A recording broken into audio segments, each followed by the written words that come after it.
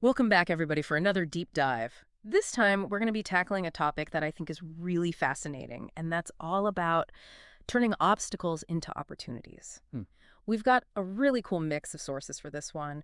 We've got some stories about some pretty amazing historical figures. Oh, cool. We've got some pretty deep philosophical ideas and even some practical advice. And kind of running through it all, we're going to be looking at Stoicism. Yeah. How can we use the ideas of Stoicism to actually find an advantage in the things that we see as adversity in our lives? It's funny because a lot of people, when they think of Stoicism, they think of this kind of like really serious, almost emotionless philosophy. Yeah. But I think what these sources really highlight is that it's really about resilience. Mm-hmm. It's not about ignoring your emotions, but understanding and managing them so you can take action. Yeah, that makes a lot of sense. So where do we even begin with all this? There's so much here. Well, I think a good starting point is one of the core principles of Stoicism, and that's focusing on what you can control. Right. Yeah. I see that coming up a lot in these sources. It's like, acknowledging that there's a lot of stuff that we can't control, Right. but then, okay, what can we do? Exactly. And the Stoics break this down into something they call the dichotomy of control. Okay. So things like the weather, other people's choices, even some aspects of our own health, Right. those are outside of our direct control. Yeah. But what is in our control is how we react, our mindset, the choices we make in the face of all that. There's that great Seneca quote in one of the sources about fortune, Right. you know? Yeah. She's just going to do whatever she pleases.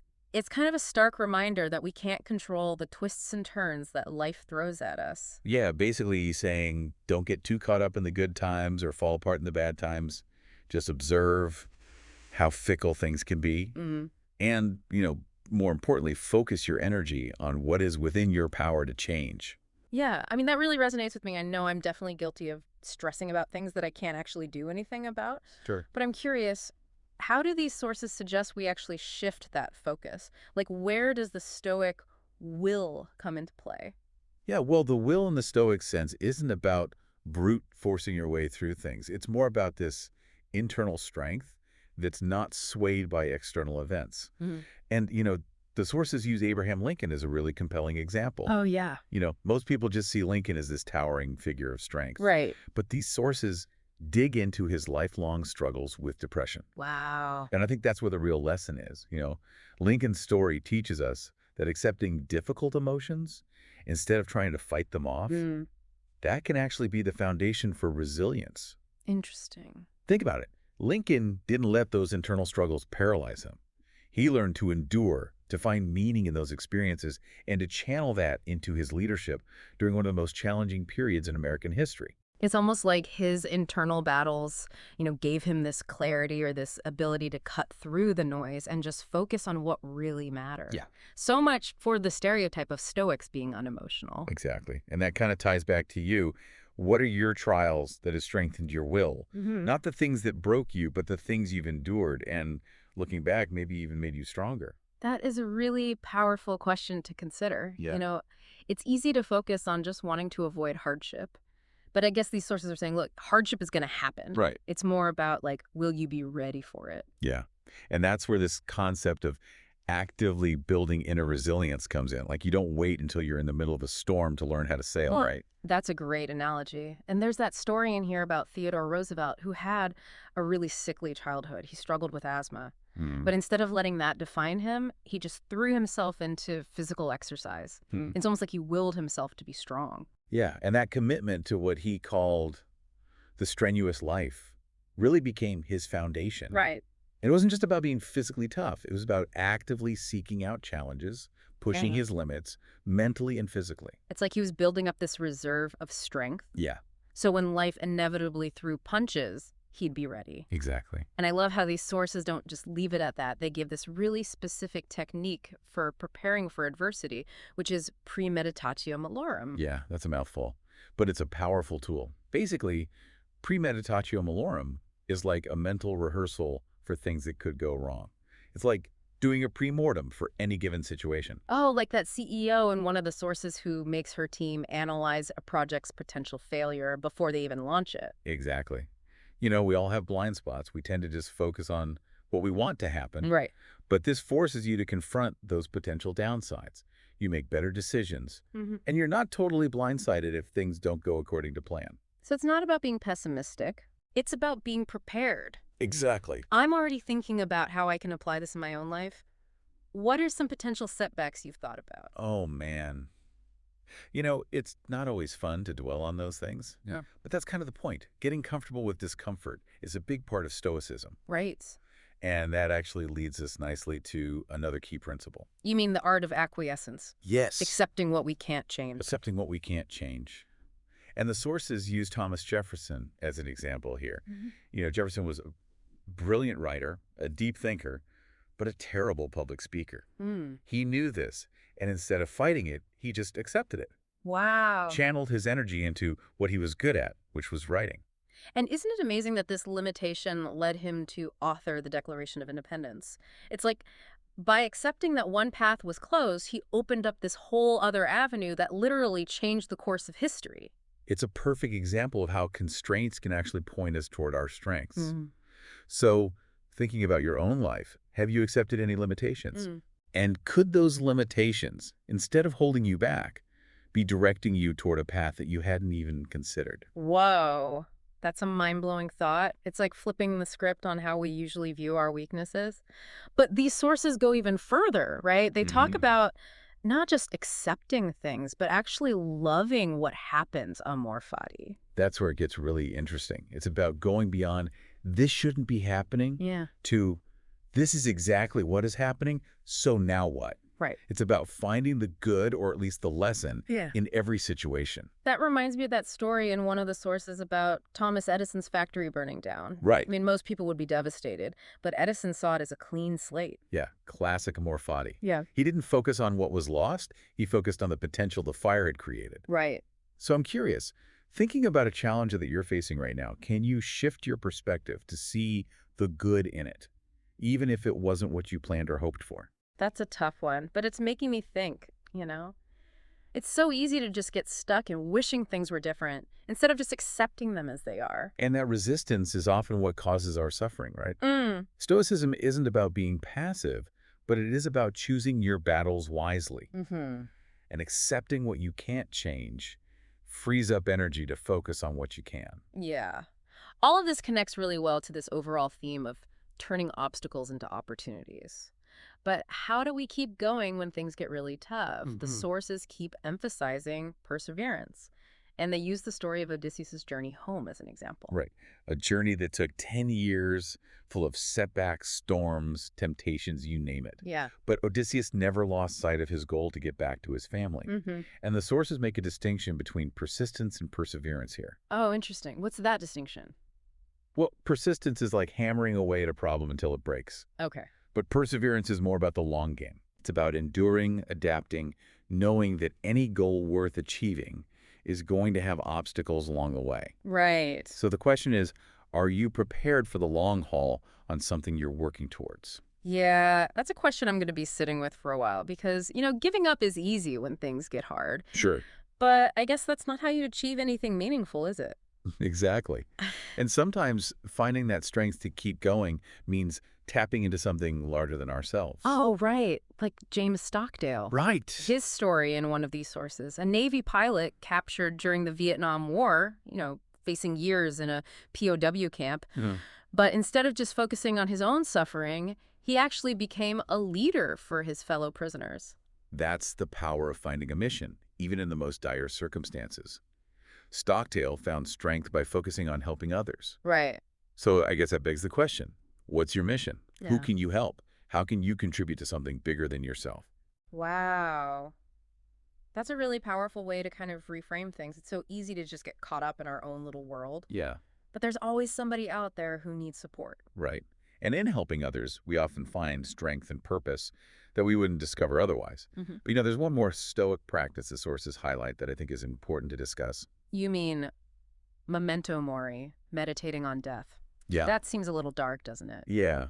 I know it sounds morbid, but it's really about perspective. Yeah.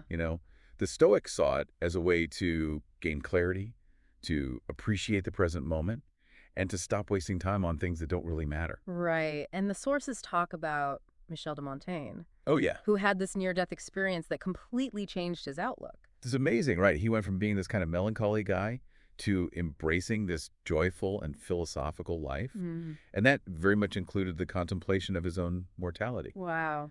So here's a question for you. How would you live differently if you were more aware of your own limited time? What would you prioritize? That's a heavy but important question to consider. It definitely makes you reevaluate what's truly important in life. Yeah, and that's what the Stoics were all about. Living with intention, making the most of the time we have, and finding opportunity even in the face of seemingly insurmountable obstacles. That brings us right back to the core theme of this whole deep dive. It does. But I feel like we've just scratched the surface. Yeah, I think we've laid a good foundation, though. And in the next part, we can dig into some more specific examples, some more strategies from these sources, really get into the how-to of turning obstacles into opportunities. Awesome. I'm looking forward to it. So we've laid out some of those core principles of Stoicism Right. and how they can help us turn obstacles into opportunities. But now I'm ready to get even more practical. I want to know if these sources offer any specific strategies Yeah. or real-world examples that we can actually learn from. Absolutely. And one of the most powerful examples they highlight is the story of Roman Emperor Marcus Aurelius. Imagine being the most powerful man in the world. Oh. And then your most trusted general, Avidius Cassius, decides to stage a rebellion against you. Talk about an obstacle. I can't even imagine, the anger and the desire for revenge that he must have felt. Most emperors, they would just reacted with brute force, Yeah. crush the rebellion, punish everyone involved. Yeah. But Marcus Aurelius, deeply influenced by Stoic philosophy, chose a different path. Okay, this is getting good. What did he do? He responded with reason, compassion, and a commitment to what he believed was right.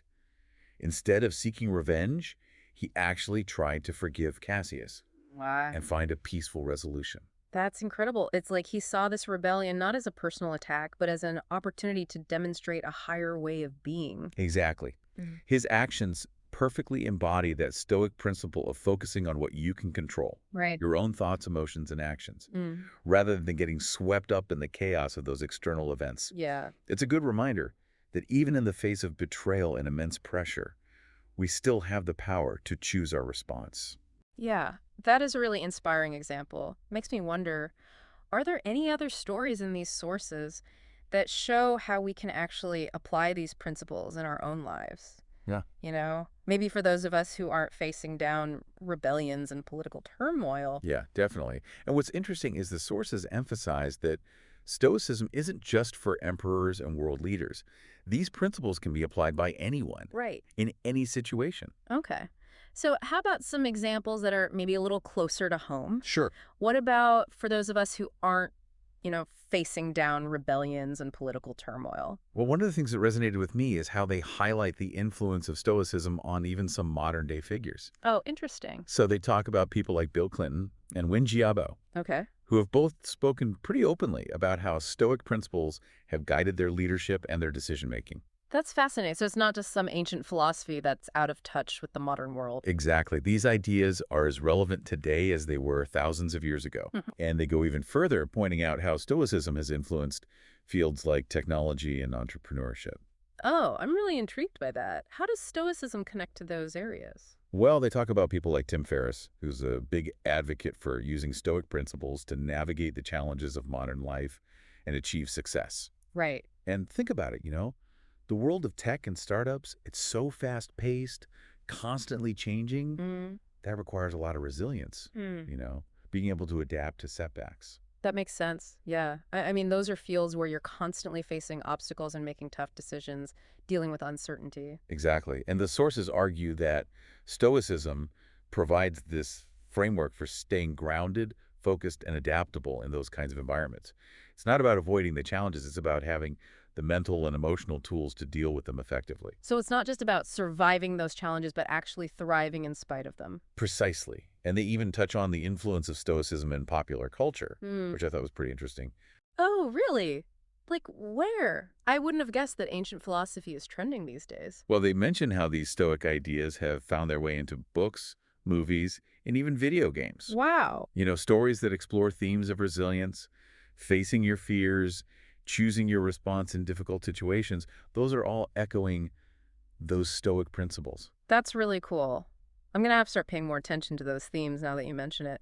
It's pretty amazing how these ancient ideas can still resonate with us today. It really speaks to their timeless nature. And what I appreciate about these sources is they really emphasize that Stoicism isn't some elite philosophy, Right. only accessible to a certain type of person. Right. And they actually pose the question, are you ready to consider yourself a philosopher? Right. Which feels really empowering, almost like an invitation. And they point out that being a philosopher isn't about having some fancy degree Yeah. or spending all your time in an ivory tower. It's about how you choose to live your life, the values you embody, and how you face those inevitable obstacles that come your way. It's almost like we're kind of reframing what it even means to be a philosopher, you know? Yeah. It's not just about studying these ideas, it's about living them. Exactly. Mm. And they offer this really inspiring idea that you don't have to be perfect at it. Oh, good. The Stoics themselves acknowledge that we're all works in progress. Yeah. It's about striving to be better, to make more mindful choices, to use these principles as guideposts on our journey. So it's not about some unattainable ideal of Stoic perfection. Not at all. It's about taking those small steps, practicing those techniques, and gradually building that resilience, that inner strength over time. Right. And the beauty of it is you don't have to do it alone. I love that. Yeah, it makes me think about all those people throughout history. Right. From emperors to just everyday folks who have found wisdom and strength in these ideas. The sources really highlight that sense of connection, Mm. that lineage of individuals who have faced their own obstacles, Yeah. come out stronger on the other side. Yeah. And their stories, their wisdom, they can serve as a source of inspiration and guidance for us on our own journeys. Yeah, it's like we're all part of this larger conversation. Yeah. You know, this ongoing exploration of what it means to live a good life, even when things are tough. Exactly. Yeah. And that brings us right back to the core of Stoicism. It's not about wishing for a life without obstacles, but recognizing that the obstacles themselves are actually the path Right. to growth, learning, and ultimately fulfillment. It's like that famous quote, the obstacle is the way, but these sources take it even further, Right. suggesting that the way we respond to those obstacles, that's what defines us. And that's where the real power lies, Yeah. in our ability to choose our response, Mhm. to choose our attitude, and to choose the kind of person we want to be in the face of adversity. This has been such an eye-opening conversation. I Yeah. feel like we've covered so much ground, but I'm sure there's still more to explore. There's always more to learn. But I think we've laid a good foundation. And in the last part, we can really delve into some specific takeaways Okay. and actionable strategies that our listener can use to start turning their own obstacles into opportunities. So we've explored the whole philosophy behind turning obstacles into opportunities. We've seen how it's played out in history, even pop culture. But where does all of this leave our listener? What can they actually do with all of this information? Yeah, that's the key question, right? Mm. It's easy to get all inspired by these ideas, Right. but then what? And the sources do a really good job of offering some pretty concrete takeaways. I am all ears. What are some of the, I guess, most actionable things people can start doing today to actually put this Stoic wisdom into practice? Well, I think one of the biggest takeaways for me is just the importance of shifting our perspective. Okay. The Stoics were all about seeing things from a different angle, Right. finding that opportunity hidden within the obstacle. Like that whole when life gives you lemons, make lemonade thing. Yeah, exactly. But the Stoics take it to a whole other level. They do. It's not just about making the best of a bad situation. It's about actively seeking out the good, Right. the lesson, even that hidden potential Right. within those challenges. So how do we actually do that? I mean, it's easy to say change your perspective, Yeah.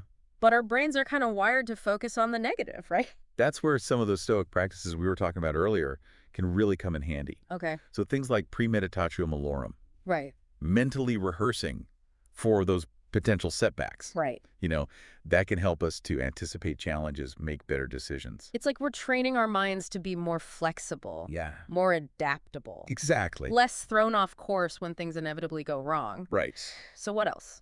Another big one is focusing on what you can control. Right. That's something the Stoics remind us of Yeah. constantly. Yeah. We can't control those external events, other people's actions, or even a lot of what happens to our own bodies.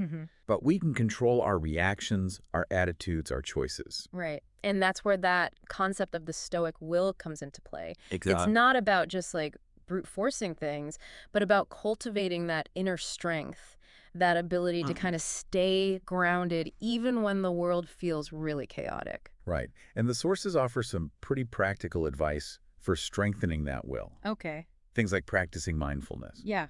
meditation, even physical exercise. Oh, yeah. You know, Yeah. these can all help to build that mental and emotional resilience. I like how they emphasize that it's a process. It's Yeah. not like you wake up one morning and suddenly you're a stoic sage. Right. It's about making those small choices day after day Exactly. to cultivate that inner strength. And it's about remembering that we're all works in progress. Mm-hmm. The Stoics themselves acknowledge that even the wisest among them were still striving to live up to those ideals.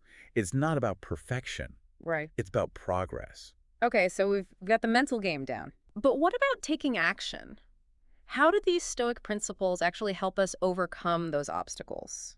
Well, the sources highlight this idea of turning obstacles into opportunities for growth. Okay. So instead of seeing them as these roadblocks, they encourage us to view them as challenges to be met, lessons to be learned, Mm-hmm. and ultimately stepping stones on that path to becoming the best versions of ourselves. Oh, that is a powerful reframing. But it also sounds kind of abstract. Yeah, sure. Are there, like, any more concrete examples of how that actually works? Think back to that story about Thomas Jefferson accepting his limitations as a public speaker. Right. You know, by letting go of that one path, he was able to really focus his energy on his true strength, Mm-hmm. which was writing. Right. And that ultimately led to the Declaration of Independence. Right. So it's like by embracing that obstacle, he unlocked this whole other avenue of potential Exactly. that he might not have discovered otherwise. Right. And that applies to all of us. Maybe there's something you're struggling with right now, something that feels like a major setback. But what if that obstacle is actually pointing you towards a different path, Right. a path that's even better suited to your strengths and talents? Whoa. That's making me think. What if the things I perceive as weaknesses are actually guiding me towards, like, my true calling? That's the beauty of it. It's about turning those perceived limitations into opportunities for growth Okay. and for self-discovery. So it's the first step. What can our listener do, like, right now to start putting these ideas into practice? Well, the sources suggest starting small. Okay. Choose one specific obstacle you're facing, Right? and then just try applying one of these Stoic principles to it. Mm. Maybe it's practicing premeditatio malorum to anticipate those potential setbacks, Right. or maybe it's focusing on what you can control in the situation. Right. Or maybe it's trying to find that hidden opportunity Yeah. within that obstacle, you Yeah. know? What if that challenge is actually pushing you towards a better path that you hadn't even considered before? Exactly. It's all about experimenting, Yeah. being open to those new perspectives, and just Mhm. remembering that this is a journey, Right. not a destination. Mm. You don't have to get it perfect right away. Yeah, that's encouraging. It takes the pressure off. Sure. Knowing that it's okay to, stumble and learn and grow along the way. Right. And remember, you're not alone in this. There's this whole community of people, Yeah. both throughout history Mm-hmm. and in the present day, Right. who have embraced these principles and found strength and wisdom in them. To our listener out there, I will leave you with this. What obstacle in your life is waiting to be transformed? Hmm. What challenge are you facing that, with the right mindset and the right tools, could actually become your greatest opportunity? Embrace that challenge. Mm-hmm. Learn from it, grow from it, and remember, Yes. the obstacle is the way. Thank you so much for joining us on this deep dive. Until next time, keep exploring, keep learning, and keep turning those obstacles into opportunities.